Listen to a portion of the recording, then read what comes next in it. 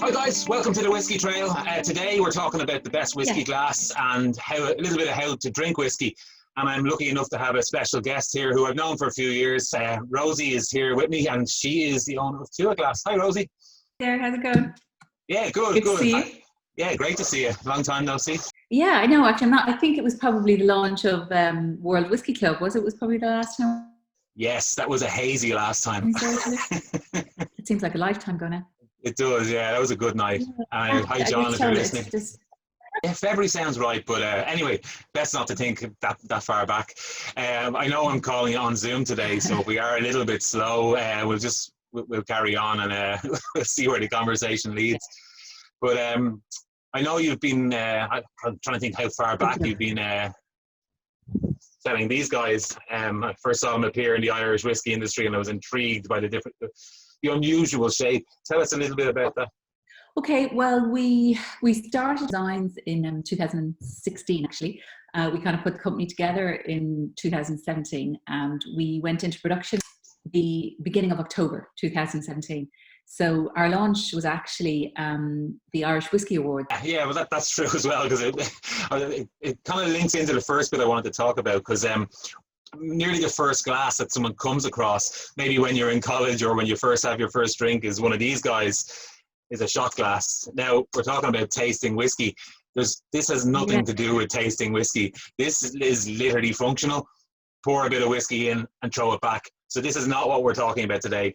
These are for a whole different type of experience. So we don't recommend using shot glasses at all if you're tasting whiskey. That's if you're at a bar and you're trying to have fun and you're doing a whole other night out. We're talking about looking for flavors when you're nosing, when you're letting the liquid go on your palate to experience the flavor and the finish, and maybe like how it feels in your hand as well. So that's kind of, well, what I look for in a whiskey glass. You might have other things, because I was blown away one night talking to you at a tasting event in El Mulligan's, and you were telling me a lot of the technical side of things from your science background, and it blew my mind. My slightly drunken mind was blown that day. But maybe you can. I am a bit of a girl. That's my background. I did a degree in analytical science in DCU in Dublin many years ago, and I worked in the chemical industry for a long time. I started my career actually in Boston, working in an analytical role, testing pharmaceuticals and things like that. That was in the 90s when things weren't so great job-wise here, and then I came back to Ireland, and I worked for a chemical company, and the majority of our customers would have been producers or manufacturers of pharmaceuticals. But also, you know, life is very funny the way it comes full circle. One of our customers was a small little independent distillery called Cooley, which very good. We're not very well known at. It was to do with some charity work. I started doing a charity in Valley Hospice. Very funny. Produced a calendar of naked men. Funny enough. That's a whole other story. So yeah, it's a whole other story, but a great fundraiser for the Thames Valley Hospice. I got involved with graphic designers and digital marketeers and people like that through that process, and kind of it sort of accidentally self-started another career for me doing consultancy work. And then kind of as years went past, my daughter was growing up. It was always the plan to return to Dublin to be near my mum. And I was looking for a reason, you know, a business, something to get involved in. Irish whiskey was growing. There were distilleries, projects like James's project popping up all over Ireland. And it was interesting that we didn't have an Irish whiskey glass, and that maybe it was time for someone to do that. And so Chris' background in glass, I have a background in marketing and in chemistry, and James knew the whiskey world. So we kind of got together and this idea as a project, and after lots of designs and fluid dynamics and what would work and what wouldn't, came up with the TÚATH glass. Brilliant. And the whole idea was, I see that you have. Yeah, sorry, I mean, like I said, when I first came across it, I think I walked into a bar and someone was drinking out of it, and I was a bit shocked by it. And maybe we'll go into a little bit of the technical side later, but what I just love about it is the shape straight away is really attractive. And I wanted to say congratulations, because when I saw it go like from a few glasses around, and then you walk into a big event like you mentioned Whiskey Live, which this glass is from, and you see it sponsored at the whole event, and every single person has a glass. It's just such a great achievement. So congratulations with that. It's fantastic. What I mentioned shot glasses earlier, but I came across these early in life as well, was generally from cocktails, like a tumbler style glass with a load of ice in it. And I generally, when I started drinking whiskey, kind of thought they had no place in whiskey because you don't put a load of ice in it. It's too big. It's too much of an open space. And wondered why they didn't put them in kind of a wine glass or something similar to that. And then, of course, I saw other glasses on the market. But how did you approach the design of your glass? That was exactly it. I don't have a whole range of the other glasses here with me. I have a few of them, so I can. But the one you're talking about with the ice in it, they're generally known as a rocks. Yeah. So that they're generally known as the rocks tumblers, and they're associated with. Yeah, that's what I have from Redbreast there. Or things like old fashions and things like that, where you are putting. Yeah, exactly. It's a rocks tumbler, and definitely has a function. So we sort of categorized glasses when we started. So we categorized things into 3 sections. There was the rocks tumbler. There were the sort of ISO sherry glass, nosing and tasting glasses. I do actually have one of something like this, this kind of style that you sort of have with a short stem. Exactly. This one is a little bit more flared. And so that style, small wine glass, sherry glass, ISO, they're known. They have different names. And then there was the much beloved Glencairn, which was obviously synonymous with Scotch. Yeah. Because I don't actually have one on the desk. I have one on the shelf. They were the 3 main types that we saw. Yeah, I don't have one on the shelf. Or sorry, here I have something similar that comes from DWD that has a similar sort of shape to it, which is it's a nice fit in your hand like that. It's much. Right, yeah, there's the Glencairn. It's much broader at the neck. I think it looks. Yeah, that's right. From what I can see. Yeah, it is. It's much broader at the base. At the base, it's much kind of like a lambe one that has a bit of a. That would perform very differently. Yeah. That's a let's say a hybrid of a Glencairn as well, made by somebody on faraway shores, I think. Okay. It's a bit of a hybrid, not a straight Glencairn. But so the idea was that each of these 3 glasses was good and performed a function. And for us, it was about going forward. And so the way to go forward was to take the best of each of these 3 designs and exclude what we felt was the worst or the limitations of each of these 3 designs. So we went into all the detail. So the reason the rocks glass is used is the body of the glass is big enough for a generous pour. It's big enough to have some dilution, whether it's a mixer or water, and it's big enough to put ice in. And particularly in the US and in Asia, whiskey drinkers like ice. And I mean, some people over here, like us too, I remember Dan McNally, ex-Bushmills, now with LD, told me that he likes a single cube of ice in his single malt, so certainly I'm not going to argue with that, My own late father was some people who know me know, big Paris Go Label fan. That was his drink of choice. And I grew up watching him drinking that with watching him growing up, taking out water, So that was a concept, that the bowl had to be big enough to facilitate larger pours, dilution with water, and potentially dropping in a cube of ice. So that was, the bowl needed to be bigger than, let's say, the that makes sense. Small ISO or the Glencairn. So that was job number 1. I wanted to intrinsically, sort of bigger picture, sort of story was, be part of the Irish whiskey community and not be a glass for a single brand. We wanted to create a glass for the family of Irish whiskies, which was this new growth sector. We wanted to be identifiable with them. We wanted to become symbols so that ultimately we were helping to advertise the Irish whiskey category, so that when people would ultimately, like, the long-term goal is that when people see this glass, they immediately assume it's Irish whiskey in the glass. A big part, and hence the name, was I wanted to work with the entire category of Irish whiskey. I wanted to be part of that Irish whiskey community. To help them do what amazing stuff they were doing, which was basically, reclaim their position on the world stage. In whiskey, but not just whiskey, but premium whiskey, craft whiskey, special whiskey, limited edition whiskey, and the biggest thing of all, our unique pot still whiskey, which is uniquely Irish. And so the glass was always going to focus on neat pours, premium whiskies, higher ABVs, spicier whiskies. And as time has gone on, even my sort of time, sort of the three and a half years I've been working with Irish whiskey brands, I'm noticing, probably like you, more and more releases that are well above 40%. They're 46, they're 53. Well, I just tasted a beautiful West Cork one recently, 62. I mean, stunning, Oh, wow. Glass Yeah. is Well, really about that. It's really about being a vessel for those. when you're opening that bottle, will you let me know? Because just so people might not know, we actually don't live too far apart, which Open. is it's open. Oh, even better. I'll be over later on. Very It's nice. open. First, Is it, Rosie? it's open. And it's absolutely lovely. You would think it's a single cask from West Cork, and it's blended whiskey. Yeah. Great. And you would think 62%, oh dear God, that's just going to blow your head off. But it's not. You can actually taste the flavors in it. Yeah. Now, obviously, when I poured it for a while and I let it breathe, it is really lovely.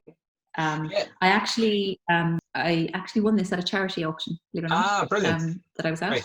Yeah. Yeah, in Ferries of all places, actually. Yeah. It makes it taste even nicer, I'd imagine. And so that was a really nice end to it. Yeah, oh, that's brilliant. That's what's in my glass today. I'm drinking Lambay, and I think it's brilliant because it is a kind of complex whiskey. Lambay small batch, the cognac finish on it is beautiful. It's one of my favourites, I have to say. And actually have just finished, it's a favourite in this house with my husband, and just finished it actually. So I don't even have a bottle of it now because we literally just finished it last week. Yeah. But I like sweet finishes. So berry finishes, port finishes, that would be Very my nice. sort of go-to flavour profile.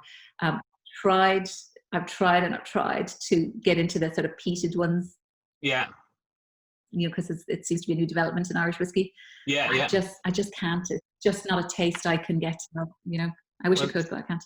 Well, look, that's okay. I mean, and the same with glasses. Everyone has their favourite whiskey glass that they generally open their cupboard for and try. So, I mean, I think when you're looking at, especially the Tuath glass, and you're looking, get something like Lambay, or like you say, I have one of the West Cork ones, the Glengar series, which is charred and bog oak.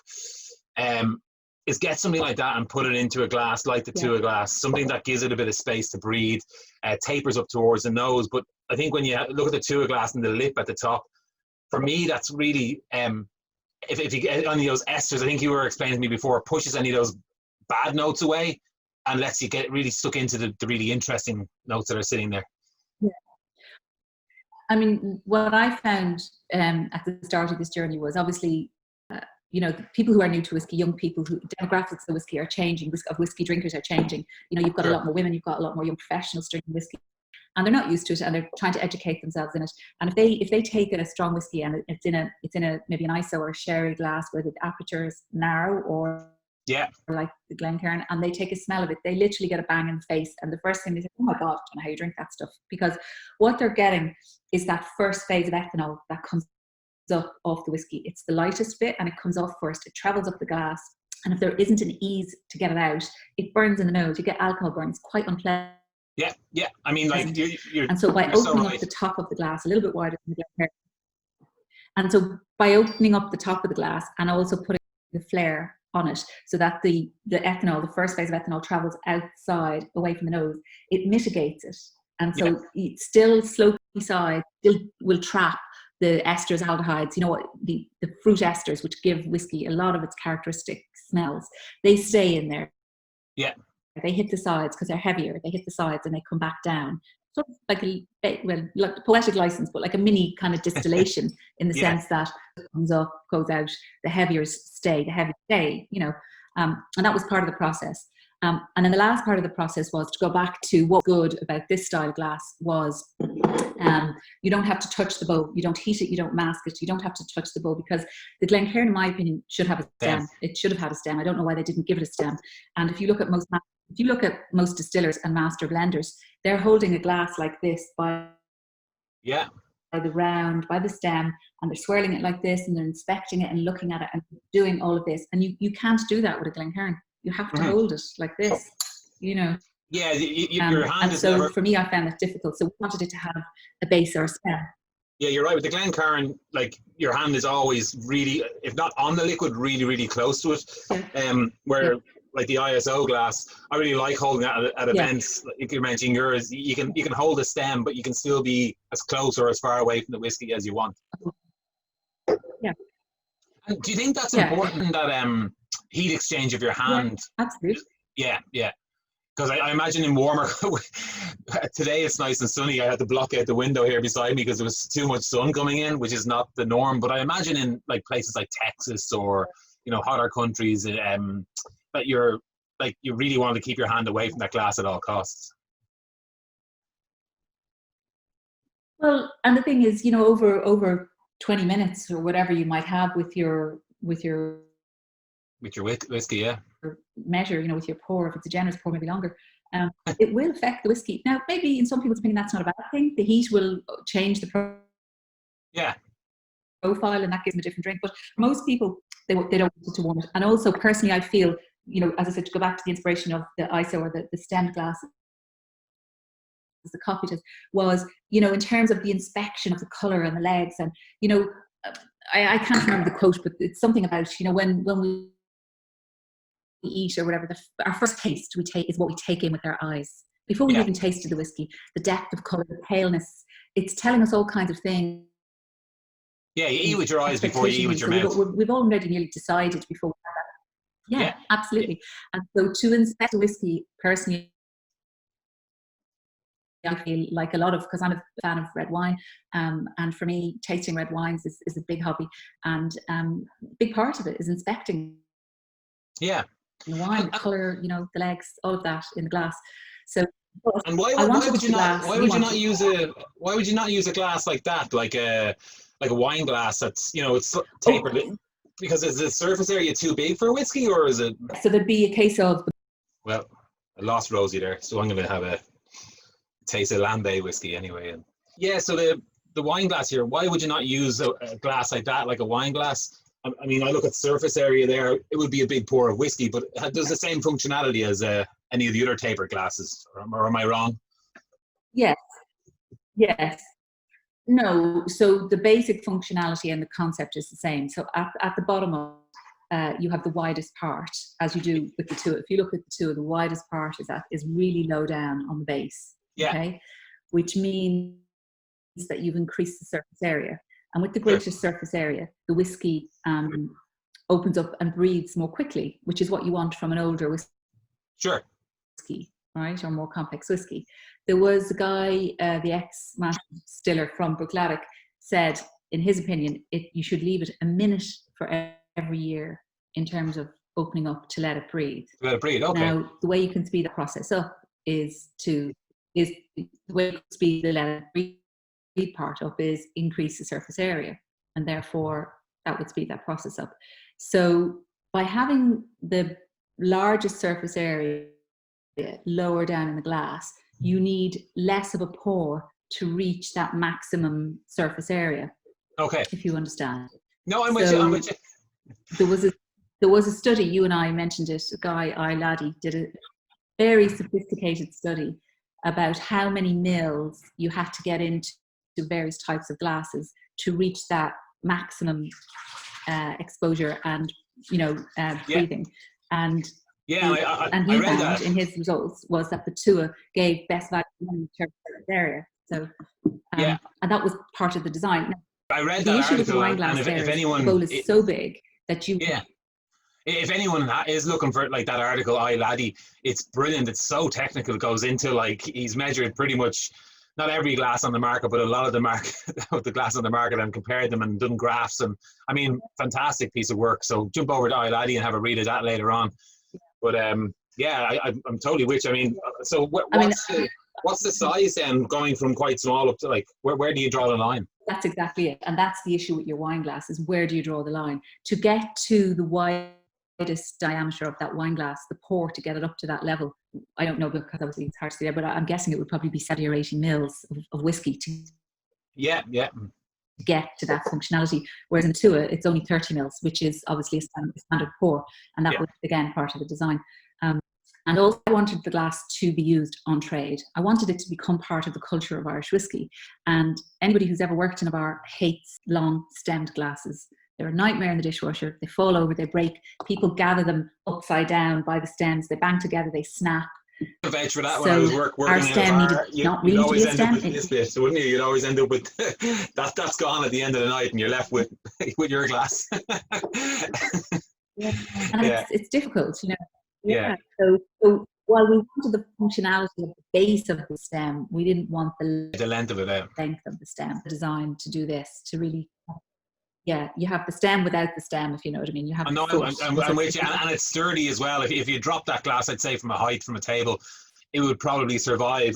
It's a really sturdy glass, you know, like these guys, that's the one from Middleton there. They're fantastic glass, but they're not built to last. They're built for maybe one night. I think I've lasted a few of them for 2 or 3 nights and then they're gone. That's a structural thing about glass again. So that would have been more about, let's say, Chris and his background with glass manufacturers than me. All right. Crystal has a structure that gives a glass strength. It has a crystalline structure that gives glass strength. And most glasses that are cheaper and affordable, and to be honest, used by a lot of big brands because they are cheaper, are made from a different kind of glass. It's called soda ash. Okay. And soda ash is the mineral in it, and that's what turns your glass white. That's what turns your glass white in the dishwasher. People think it's dishwasher fluid. It's not. It's the soda ash in the glass. Ah, you solved one of those mysteries that I've always wondered. That's why they're cheaper. Yeah. So they replace them. Yeah. And soda ash glass is slightly yellow and I know the glass. whereas crystal is clear. Hence the saying crystal clear. Yeah. Bright and clear, and it has much more structure. And yeah, I wouldn't be advising throwing around, but you can drop them, and I have dropped them, and they are quite sturdy. Yeah, obviously the strongest glassware is leaded crystal. Yeah. So what? The structural mineral in the glass is lead. Obviously, lead is heavy. Yeah. So what I'm going to do is I'm going to try this out for real on our next whiskey review, which we're going to do with Hyde whiskey, which is up there. It's 46%. So I'm going to try that out next week on Whiskey Wednesday, and I'm going to get your glass and a wine glass because I feel like I'll give myself a nice big measure and I'll pick one of the other glasses. Maybe I like the DWD glass because I like the fit in my hand for no other reason. I'm going to pick those 3 and just pour it out and just talk a little bit about just a different experience I get with the 3 different glasses and just compare them that way. Yeah. Could be fun. Yeah. I mean, I can't see, but it looks like obviously the aperture of the wine glass is quite open, so you'll probably lose of the wine glass. Of the wine, yeah. Yeah, the white whiskey would be totally lost in that, and but still, you're going to lose a lot of the essence. I mean, a cask strength would probably survive it, but other than that, I think it wouldn't be the best. But that's my husband sneezing in the background there. We'll leave him in. We'll leave him in. we won't put him on the cutting room floor just so we know he's there. But look, that's about it. That's a perfect way to wrap things up. I suppose first of all, thanks for coming on. I'm hoping I'm going to see you out maybe at the next Land Bay Rowing Challenge, and we can have a drop of Land Bay whiskey together, or you can bring that nice bottle of West Cork with you. But if people are looking to get the glass, Rosie, where can they go? Where can they get the Tuath glass? In Ireland, in Ireland, the easiest place at the moment is Celtic Whisky online. Lovely. And Whisky Live, hopefully. Return to Open Doors, Celtic Whisky have it. Yes, I hope so. I mean, November is kind of probably right on the border of what. Yeah. Well, I'm going to live in hope for that day. And in terms of getting back together, I hope it does. Yeah, me too. So thanks for joining us on the Whiskey Trail, Rosie. We'll hopefully see you soon. And for now, Slàinte, and we'll see you all soon. Goodbye.